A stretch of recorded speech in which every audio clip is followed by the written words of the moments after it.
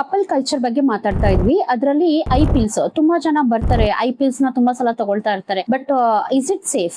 ಅದ್ರ ಬಗ್ಗೆ ಅವ್ರಿಗೆ ನಾಲೆಡ್ಜ್ ಇರೋದಿಲ್ಲ. ಎಷ್ಟೊಂದ್ಸಲ they just take emergency pills, ಅಂದ್ರೆ ಐ ಪಿಲ್ಸ್ ನ ತಗೊಳ್ತಾರೆ. They just postpone their pregnancy or they just avoid the unplanned pregnancy. But how many times is too many times? ಅಂದ್ರೆ ಅದನ್ನ ನೀವು ಎಷ್ಟು ದಿವಸ ತಗೊಳ್ಬಹುದು, ಎಷ್ಟು ವರ್ಷ ತಗೊಳ್ಬಹುದು. ಸೊ ಅವೆಲ್ಲ ಐ ಪಿಲ್ಸ್ ಗಳು ಹೇಗಿರುತ್ತೆ ಅಂದ್ರೆ ಎಲ್ಲ ಲೋಡೆಡ್ ಪ್ರೊಜೆಸ್ಟ್ರಾನ್ ಪಿಲ್ಸ್ ಇರುತ್ತೆ. ಅದು ತುಂಬಾ ಹೈ ಡೋಸ್ ಇರುತ್ತೆ ಪ್ರೊಜೆಸ್ಟ್ರಾನ್ ಒಂದ್ ಡೋಸ್ ಅಲ್ಲಿ. ಅದನ್ನ ಎಮರ್ಜೆನ್ಸಿ ಕಾಂಟ್ರಸೆಪ್ಟಿವ್ ಅಂತ ಹೇಳ್ತೀವಿ. Once or twice is okay ಅಂತ ಹೇಳ್ಬೋದು, ಬಟ್ ನಾಟ್ ಆಲ್ವೇಸ್. ನೀವು ಲಾಂಗ್ ಟರ್ಮ್ ಕಾಂಟ್ರಸೆಪ್ಷನ್ ಬೇಕು ಅಂತ ಅಂದ್ರೆ ನೀವು ನಿಮ್ ಗೈನಕಾಲಜಿಸ್ಟ್ ನ ಮೀಟ್ ಆಗ್ಬಿಟ್ಟು ಅದ್ರ ಬಗ್ಗೆ ಡೀಟೇಲ್ಡ್ ಇನ್ಫಾರ್ಮೇಶನ್ ತಗೊಳ್ಬಹುದು. ಯಾಕಂದ್ರೆ ಎಮರ್ಜೆನ್ಸಿ ಪಿಲ್ಸ್ ಅಥವಾ ಐ ಪಿಲ್ಸ್ ಆಲ್ವೇಸ್ ಸೇಫ್ ಇರೋದಿಲ್ಲ. ಅದರಿಂದ ತುಂಬಾ ಪ್ರಾಬ್ಲಮ್ಸ್ ಅಂದ್ರೆ ಹಾರ್ಮೋನ್ ರಿಲೇಟೆಡ್ ಹಾರ್ಮೋನಲ್ ಇಂಬ್ಯಾಲೆನ್ಸ್ ಆಯ್ತು, ಅಥವಾ ಓವರ್ ಬ್ಲೀಡಿಂಗ್ ಆಗ್ಬೋದು, ಅಥವಾ ಸಮ್ಟೈಮ್ಸ್ ಅದು ಫೇಲ್ಯೂರ್ ಆಗ್ಬಿಟ್ಟು ಪ್ರೆಗ್ನೆನ್ಸಿ ಕೂಡ ಆಗ್ಬೋದು. ತುಂಬಾ ಜನ ಐ ಪಿಲ್ ತಗೊಂಡಿದ್ವಿ ಆದ್ರೂ ಕೂಡ ಪ್ರೆಗ್ನೆನ್ಸಿ ಆಯ್ತು ಅಂತ ಹೇಳ್ತಾ ಇರ್ತಾರೆ. ಸೊ ಹಂಗಾಗಿ ನೀವು ಅಬಾರ್ಷನ್ ಮಾಡಿಸ್ಕೊಳ್ಳೋದು ಇನ್ನೂ ತುಂಬಾ ತಪ್ಪಿರುತ್ತೆ, ಅದ್ರಲ್ಲಿ ತುಂಬಾ ರಿಸ್ಕ್ ಕೂಡ ಇರುತ್ತೆ. ಸೊ ನಿಮ್ಗೆ ಲಾಂಗ್ ಟರ್ಮ್ ಕಾಂಟ್ರಸೆಪ್ಷನ್ ಬೇಕು ಅಂತ ಹೇಳಿದ್ರೆ ಎಲ್ಲಾ ಟೈಮು ಐ ಪಿಲ್ಸ್ ತಗೊಳ್ಳೋಕ್ಕಿಂತ ನಿಮ್ ಗೈನಕಾಲಜಿಸ್ಟ್ ನ ಮೀಟ್ ಆಗಿ ಲಾಂಗ್ ಟರ್ಮ್ ಕಾಂಟ್ರಸೆಪ್ಟಿವ್ ಮೆಷರ್ಸ್ ನ ತಗೊಳ್ಬಹುದು. ಇದ್ರ ಬಗ್ಗೆ ಇನ್ನೂ ಡೀಟೇಲ್ ಮಾಹಿತಿ ಬೇಕು ಅಂದ್ರೆ ನಾನು ನೆಕ್ಸ್ಟ್ ವಿಡಿಯೋದಲ್ಲಿ ಮಾತಾಡ್ತೀನಿ.